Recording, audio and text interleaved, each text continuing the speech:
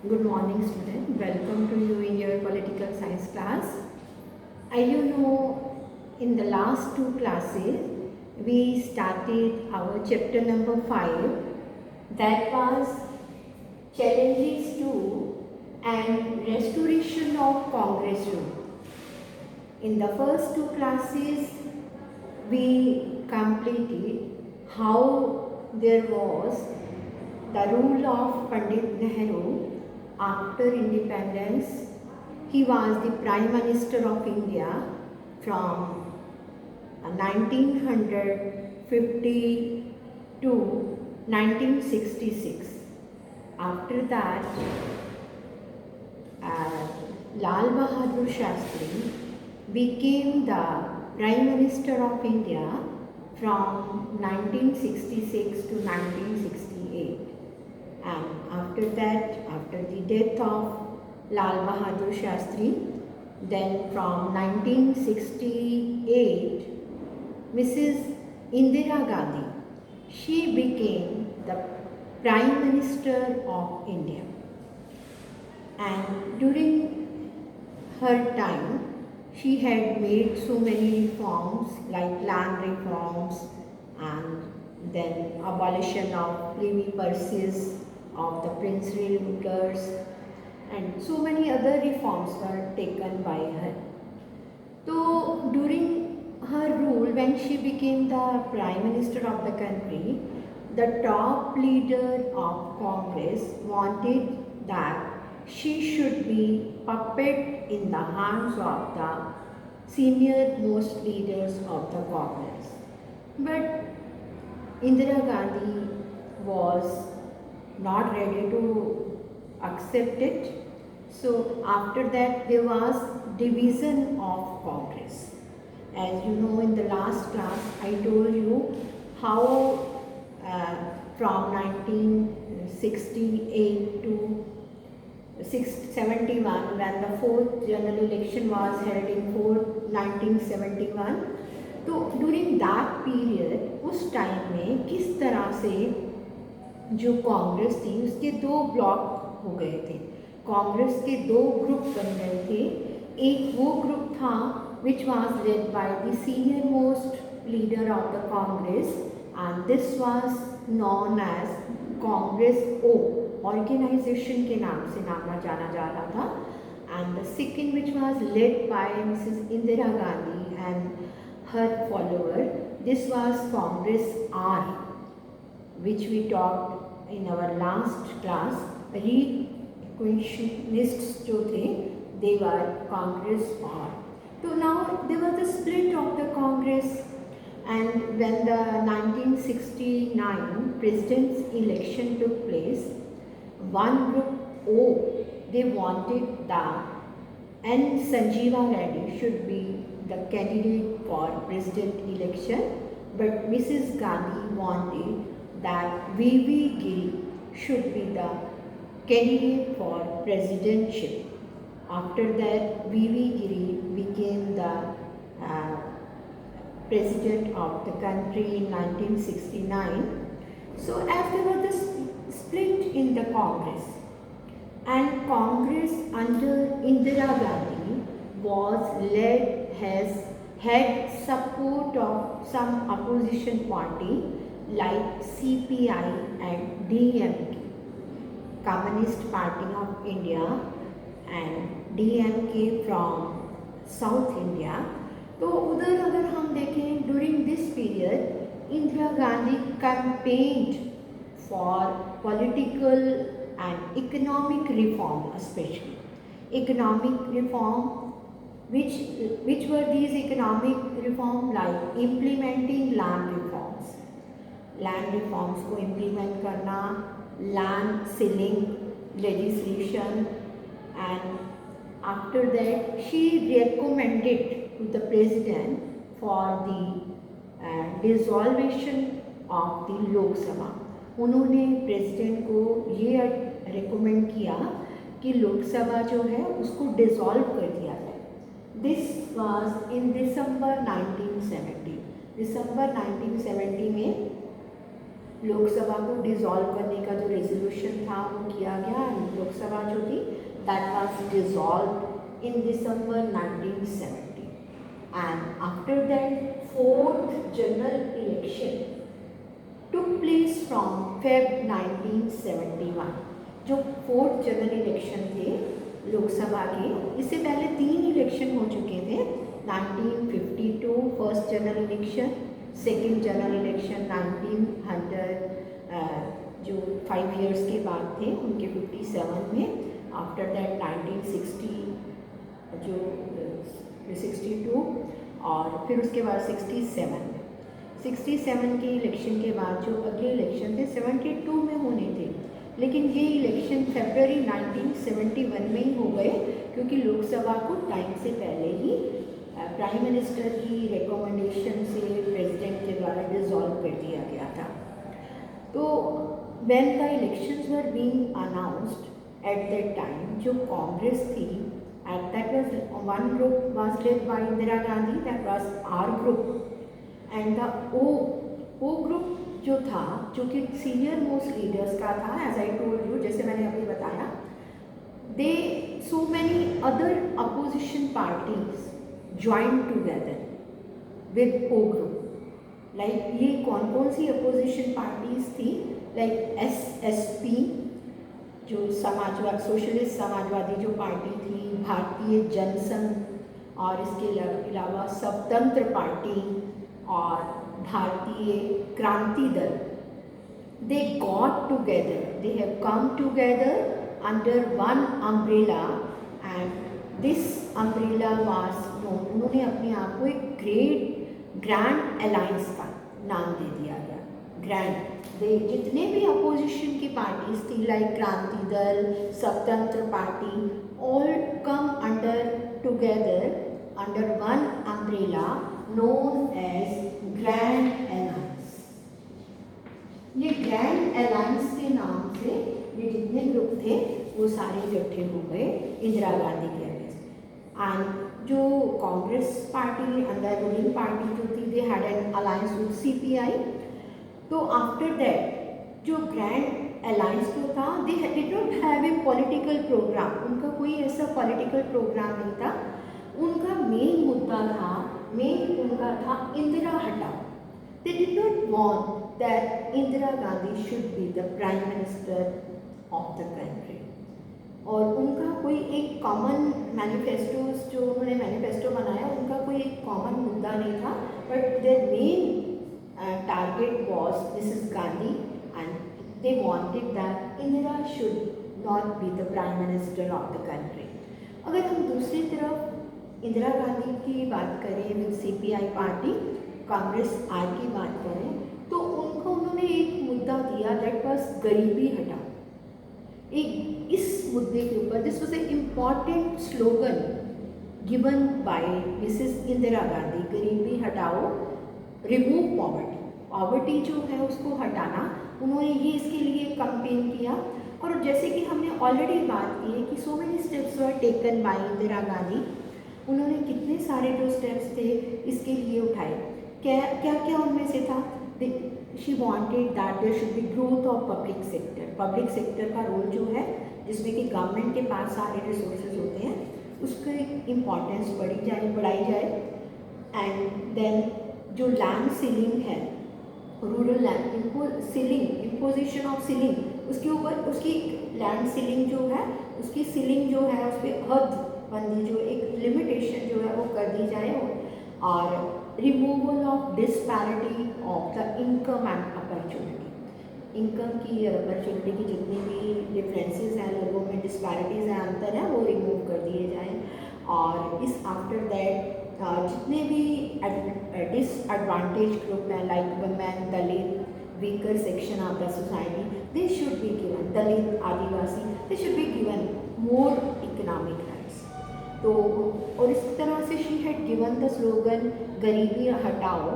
और उनका जो प्रोग्राम था, the programme that followed were a part of Indira Gandhi's political strategy of building an independent nationwide political base.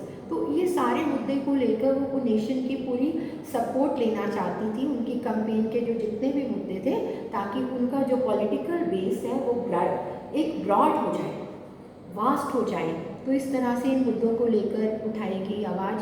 और after that the election took place 1971, in Feb 1971 fourth general election, जो election थे that was fourth, इनका number 4 था, तो वो that was held. जब result आया तो कांग्रेस आर इंदिरा गांधी की पार्टी थी, with CPI they won 375 seats and the votes जितनी उनको मिली total vote that was 48.4 votes उनको मिली। और अगर हम अकेली कांग्रेस की ही बात करें without CPI they one 352 seats 45% votes. तो खाली तो कांग्रेस को जो थी दैट मेजॉरिटी मिली।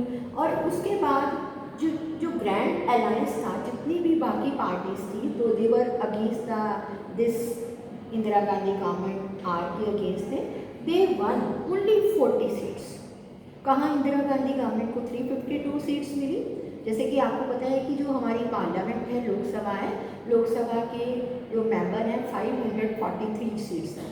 तो उसके लिए जो उनको आधी से सिंपल मेजॉरिटी गेन करनी जरूरी होती है। Simple majority what's the meaning of simple majority, कि टोटल जितनी भी 543 सीट्स हैं, तो 543 का हाफ 250, 220 एंड 272 जो है वो सीट्स लेनी जरूरी है किसी पार्टी को ये जीतने के लिए, अपनी गवर्नमेंट बनाने के लिए। But the Congress alone they secured 352 seats. तो इस तरह से जो जनरल इलेक्शन थे वो हो गए।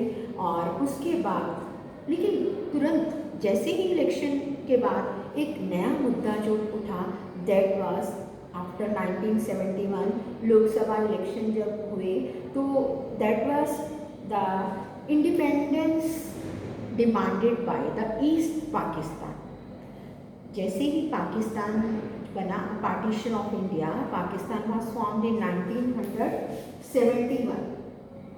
तो 71 में जैसे ही पाकिस्तान जो बना, उसके there were 2 parts of Pakistan, one was east Pakistan, one was west Pakistan. तो जो वेस्ट पाकिस्तान जो था और east Pakistan, they were having lot of gap, lot of distance between them. दोनों के बीच में बहुत ही ज़्यादा जो था वो गैप था। जैसे कि फॉर एग्जांपल अगर हम इंडिया का मैप देखें तो पाकिस्तान जो है वेस्ट पार्ट जो मेन पाकिस्तान है that is there in the west part.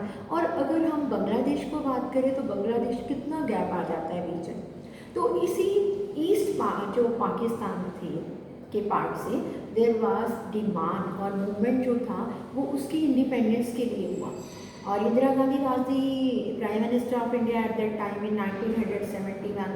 तो इंदिरा गांधी ने उन ईस्ट पाकिस्तान के लोगों की और गवर्नमेंट ने सपोर्ट की, और ईस्ट पाकिस्तान से ही एक नया कंट्री जो था that was form in the form of Bangladesh.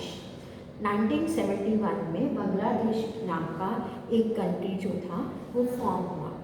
तो ये कांग्रेस जो थी they supported the formation of Bangladesh, क्योंकि वहाँ पे जो लोगों को उर्दू ला दी जाती थी, उनके ऊपर हम पढ़ चुके हैं पहले कंटेम्प्रेरी साउथ एशिया में, और उनको अपने बंगाली लैंग्वेज फ्लरिश करने का राइट भी था, और so many other rights were not given to them. तो लोगों ने वहाँ की ईस्ट पाकिस्तान के जो लोग थे उन्होंने मूवमेंट जो था चलाया। After that with the support of India एक नया कंट्री जो था बांग्लादेश वो बन गया। तो इस तरह से हम कह सकते हैं कि जो अपोजिशन जो थी at that time leader admired the statesmanship of Indira Gandhi. She was taking her decision very bold तरीके से वो डिसीजन लेती थी कि जो इवन की अपोजिशन वाले जो लीडर थे उसकी स्टेटमैनशिप की एडमायर उन्होंने किया, उसकी प्रशंसा की। स्टेटमैनशिप की लाइक कि good politician, She was taking decision very quickly and boldly she was taking the decision. तो इस तरह से इवन अपोजिशन पार्टीज जो थे उन्होंने इसका बहुत ज़्यादा एडमायर किया। और नॉट ओनली दिस कि जो स्टेट उस टाइम पे स्टेट असेंबली इलेक्शन भी हुए 1972 में। There were 7 so many states जो थे एट द टाइम, वहाँ पे भी इलेक्शन हुए। वहाँ पे इंदिरा गांधी ने जो अपना जो कैंपेन पहले चला रखा था, गरीबी हटाओ, to remove unemployment problem and growth of public sector, land holding जो है उसको, उसके ऊपर लॉ जो है land reforms, so many land reforms were में। तो इसका इम्पेक्ट हुआ कि बहुत सारे स्टेट्स के अंदर भी जो कांग्रेस थी दे वन इलेक्शन। कांग्रेस ने बहुत सारे जो स्टेट थे वहाँ पे इलेक्शन जीते and many poor they campaign, Congress campaign for the poor and under privileged people. In this way not only at the center but in so many other states of India in state assembly election जो थे कांग्रेस ने जीत ली। तो उसके बाद after that there was restoration। अगर हम restoration की बात करें, देखिए हम जो कांग्रेस सिस्टम जो है इसका मतलब है कि कांग्रेस सिस्टम अब रेस्टोर्ड हो गया था। जब उनके जो अपोजिशन लीडर्स थे they admired Indira Gandhi. What Indira Gandhi had done was not a revival of old Congress then।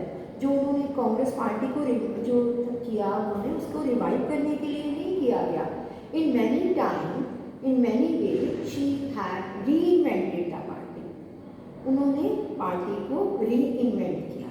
तो इस तरह से जो पार्टी थी they accepted a similar position in term of popularity as in the past। जैसी उसकी past में पॉपुलैरिटी थी वैसी हो गई, लेकिन but it was a different kind of party. अब देखिए रेस्टोरेशन जो जरूरी नहीं कि रेस्टोरेशन की, उन्होंने रीइन्वेंट किया, पार्टी को रीइन्वेंट करना, दोबारा से उसको एक नया रूप देना। तो उसके लिए अब क्या था कि अब कांग्रेस जो थी under Indira Gandhi she wanted कि the party should be too much popular और उनकी पॉपुलैरिटी जो सुप्रीम लीडर की वो हो गई। और इस तरह से जो कांग्रेस का अभी भी, लेकिन हम ये कह सकते हैं it had somewhat a weak organisational structure. अभी भी कुछ हद तक इसका जो स्ट्रक्चर था वो वीक था। This Congress party now did not have many faction. लेकिन एक बात ये हुई थी कि अब इसके डिफरेंट फैक्शन जो थे, डिफरेंट ग्रुप थे, अब वो नहीं रहे थे और thus it could accommodate all kinds of opinion and interest। अब इसके फैक्शन की पार्टी जो रीइन्वेंट कर दी गई, इसके वीक स्ट्रक्चर तो था, ऑर्गेनाइजेशन स्ट्रक्चर तो वीक था, लेकिन फैक्शंस नहीं थे, अलग अलग ग्रुप नहीं थे, अलग अलग गुटबंदी नहीं थी। और इसके साथ इन्होंने जो कांग्रेस थी ये चाहती थी कि जितने भी काइंड्स ऑफ इंटरेस्ट हैं, जितने भी ओपिनियंस हैं, इन सबको अकोमोडेट किया जाए, इन सबको आपस में मिला दिया जाए, अकोमोडेट किया जाए। और इन दिस वे हम कह सकते हैं कि इट, चाहे ये इलेक्शन विन तो कर गई थी, लेकिन अभी भी it depend more on some social group. अभी भी ये कुछ सोशल ग्रुप्स के ऊपर डिपेंड कर रही थी, specially the poor, women, Dalit, Adivasi, minority. This was a new Congress. अभी भी ये एक न्यू कांग्रेस थी दैट हैड अमर्ज्ड, जो कि अब अमर्ज हुई थी। दस इंदिरा गांधी जो थी she restored the Congress system by changing the nature of Congress system. उन्होंने कांग्रेस की नेचर को चेंज करते हुए पूरा चेंज कर दिया था। तो हम कह सकते हैं कि ठीक है कि बहुत सारे ऑर्गेनाइजेशनल रिफॉर्म्स किए गए एंड पार्टी में नए नए सोशल ग्रुप्स जो थे, दलित, आदिवासी, वुमेन, इन सबको इंक्लूड किया गया। एक नया रूप जो था, नई रीइन्वेंट की गई। बट इसका मतलब ये नहीं है कि there was no unrest and there were no problem। There were still the popular unrest and mobilization around issues of development। Development को लेकर अभी भी पॉपुलर अनरेस्ट था और मोबिलाइजेशन जो था, और अभी भी इकोनॉमिक डिप्रीवेशन जो थी कंटिन्यू टू ग्रो। अभी भी अनरेस्ट, पॉलिटिकल अनरेस्ट था, तो वो मोबिलाइजेशन थी। वो पॉलिटिकल अनरेस्ट जो था वो क्यों ग्रो हो रहा था, वो कौन से ग्रुप थे जिनकी वजह से ऐसा हो रहा था, that is given in our next chapter. वो हमारा नेक्स्ट चैप्टर में है। एज यू नो कि आई टोल्ड यू कि हमारी बुक के अंदर जितना ये पार्ट है वो हमने कांग्रेस सिस्टम का अपनी 3 क्लासेस के अंदर किया। This was Congress rule and two और 3 other parts are there according to the new syllabus, that is Congress party के अलावा 1 party system, 2 party system and multi party system and coalition. ये भी नया एडिशन है जो कि हम अपनी नई क्लास में डिस्कस, अगली क्लास में इसको डिस्कस करेंगे। और उसका जो फॉर्मेट है that is not in the given, that is not given in the book, जो कि हमारी किताब के अंदर तो नहीं है, लेकिन उसका नोट्स जो है I will send you in the group. मैं ग्रुप में उसको आपको उसकी फ़ोटो है सेंड कर दूँगी, वो आपने अपनी फेयर नोटबुक के अंदर नोट करने हैं और I will explain that part in our next class. So all of you are suppose to read this part, complete the work and do assignment and do work with sincerity. Thank you all of you.